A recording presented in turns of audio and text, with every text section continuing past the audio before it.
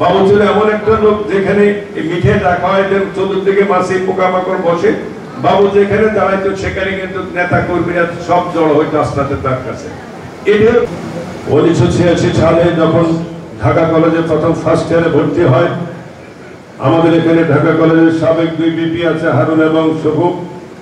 আমাদের সেখানে রেওয়াজ ছিল ফার্স্ট ইয়ারে যারা ভর্তি হবে তাদের সাথে আমরা নবীনবরণ করি এবং ব্যক্তিগতভাবে হলে যারা সিট নেয় তাদের সাথে আমরা যোগাযোগ করি এবং আমাদের দলের কিছু বই পুস্তক আমরা তাদেরকে উপহার দিই। ভবিষ্যতে যারা করি তারা জাতীয়তাবাদী ছাত্র দলের সাথে সম্পৃক্ত হয়। সেই লক্ষ্যে আমি আন্তর্জাতিক হলে একদিন রাত্রে আমরা কর্মসূচি দিয়েছিলাম। সেখানে বাবুর সাথে আমার সর্বপ্রথম পরিচয় এবং মরহুম শহীদ মির্জা, এরা কিন্তু একই ক্লাস ফ্রেন্ড ছিল, একই বেঞ্চও বসা ছিল পাশাপাশি, তাদের সাথে পরিচয় হয় এবং আমরা রাত্রে 1টা 4টা বা 2টা পর্যন্ত সেখানে তাদেরকে আমাদের দলীয় কর্মসূচি, দলের আদর্শ উদ্দেশ্য বিভিন্ন বিষয়গুলি বিস্তারিত আলোচনা করার পর বাবুরের পরবর্তী পর্যায়ে কিন্তু আমরা ঢাকা কলেজের আস্তে আস্তে আমাদের মিছিলের শেষ সারিতে আস্তে আস্তে তাকে দেখা যেত। এরপর আমার বাসার ঠিকানা দিয়ে আমার সাথে দেখা, আমি গেলাম ঢাকা কলেজ থেকে একদম সোজা উত্তর দিকে তাকাইলে কলাবাগান গেলে ডান পাশে আমার বাসার যে কোনো লোকের বললে দেখা দেবে। একদিন বাসায় আসলো এইভাবে বাবুর ছাত্র রাজনীতিতে সম্পৃক্ত হওয়া এবং রাজনীতি অনেক কর্মী আমরা সৃষ্টি করেছি, কিন্তু বাবুর মধ্যে একটা অদম্য সাহস, দলের প্রতি কমিটমেন্ট এবং দলের আদর্শকে সমুন্নত রেখে নিজের ব্যক্তিত্বকে বজায় রেখে রাজনীতিকে এগিয়ে নিয়ে যাওয়ার যে একটি কৌশল, সেটা ছিল অতুলনীয়। বাবু ছিল আমাদের নোয়াখালীর ভাষায় বলে আরেন, এটা এই মিঠাই বলে আরেন, যেটা হলো আখের গুড়কে যেটা বলা হয়। বাবু ছিল এমন একটা লোক যেখানে মিঠাই রাখা হয় চতুর্দিকে মাছি পোকামাকড় বসে, বাবু যেখানে দাঁড়াইতো সেখানে কিন্তু নেতা কর্মীরা সব জড় হইতো আস্তে তার কাছে। এটা হচ্ছে তার একটা ক্যারিজমেটিক রাজনৈতিক একটা পথ ছিল, আমি দেখছি, লক্ষ্য করে দেখছি। ঢাকা কলেজে তার এই 2 বছরের মধ্যে সে ঢাকা কলেজের সাধারণ সম্পাদক প্রার্থী হওয়ার ইচ্ছা প্রকাশ করছে। এরপর যখন ঢাকা বিশ্ববিদ্যালয় পরীক্ষা দেওয়ার পর যখন সে ওইখানে চান্স পেলে, আমি সরাসরি সেখানে দাও, ওইখানে গিয়ে পলিটিক্স করতে পারবো, এদিকে আসো, এখানে তোমার প্রয়োজন, এখানে আমাদের অনেক ছাত্র দলের নেতৃবৃন্দ আছে। আপনারা লক্ষ্য করে দেখেছেন কামরুজ্জামান রতন বলে স্বৈরাচার বিরোধী আন্দোলনে আমি এবং খায়রুল কবির খোকন যখন মহল চত্বরে, তখন খোকন আমাকে বলে, দেখো বাবু সবাই আগে গেছে। বসুন্ধরা টিস্যু, অশুদ্ধতার বিরুদ্ধে এক বিন্দুও ছাড় নয়।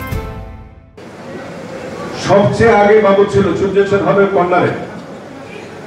এরপরে এখানে বাবুকে যখন গ্রেপ্তার করে, আপনারা দেখছেন বাবুর মধ্যে ছবিটা এখনো আছে, বাবুর মধ্যে কোনো ভয় ভীতি ছিল না। বাবুর মধ্যে ছিল হিংসা, ক্ষোভ এবং স্বৈরাচারের বিরুদ্ধে চরম ক্ষোভ, ফ্যাসিস্টের বিরুদ্ধে চরম ক্ষোভ এবং এই ধরনের পিস্তল, কামান, বন্দুক আর কিছুতে গ্রেপ্তার করলো তাকে যে মানসিকভাবে যে দুর্বল করা যায় না, সেটা প্রতিচ্ছবি এখন আপনারা দেখতে পাবেন।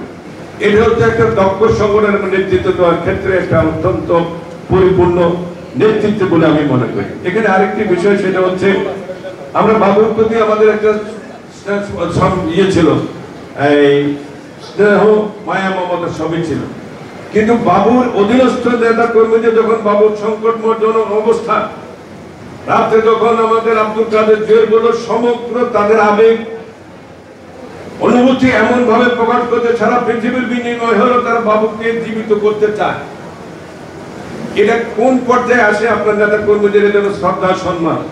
কিন্তু ডাক্তারের সাথে তো আমি আলাপ করে বুঝতে পারছি বাবুর তো শেষ পর্যায়ে, এখান থেকে তারা ট্রান্সফার করলো, কিন্তু ট্রান্সফার করার অবস্থাও ছিল না। কিন্তু আমি নিষেধ করিনি, কারণ ছেলেদের মনের মধ্যে যাতে কোনো খালি না থাকে, কিন্তু আমরা তাকে সেটা রাখতে পারিনি। আমি আল্লাহ তাআলার নিকট দোয়া করি, আমার এই জেলার লোক, সে একটি কথা মনে, একটা ছোটখাটো মানুষ, তার মধ্যে যে একটা অদম্য সাহস, তার মধ্যে যে একটা দল প্রেম এবং আমাদের নেতৃত্ব এবং দলের প্রতি যে আনুগত্য, এ ধরনের কোনো বিরল ব্যক্তিত্ব খুঁজে পাওয়া যায়। আমরা অনেকে অনেক পর্যায়ে নেতা হয়েছি, নেতা হওয়ার পর, এমপি হওয়ার পর, মন্ত্রী হওয়ার পর নেতা কর্মীদের খোঁজ রাখে না, কিন্তু যে কোনো মন্ত্রী, যে কোনো এমপির চেয়েও বাবুর কিন্তু নেতা কর্মীদের মধ্যে সবচেয়ে বেশি দরদ ছিল, সেটা আমরা বিভিন্নভাবে বিভিন্ন প্রোগ্রামের মধ্যে পরিলক্ষিত হয়েছে। আমি আশা করি আগামী দিনে যারা এই নেতৃত্বে আসবেন, আপনারা প্রত্যেকে এক একজন যাতে করে জাতীয়তাবাদী আদর্শ উদ্বুদ্ধ হয়ে শহীদ রাষ্ট্রপতি জিয়াউর রহমানের আদর্শকে ধারণ করে বেগম খালেদা জিয়ার নেতৃত্বের প্রতি শ্রদ্ধাশীল হয়ে আমাদের নেতা তারেক রহমানকে অনুসরণ করে আগামী দিনে যাতে করে প্রত্যেকটি নেতা কর্মী সেভাবে গড়ে ওঠে, সেই আহ্বানটাকে সকলকে ধন্যবাদ।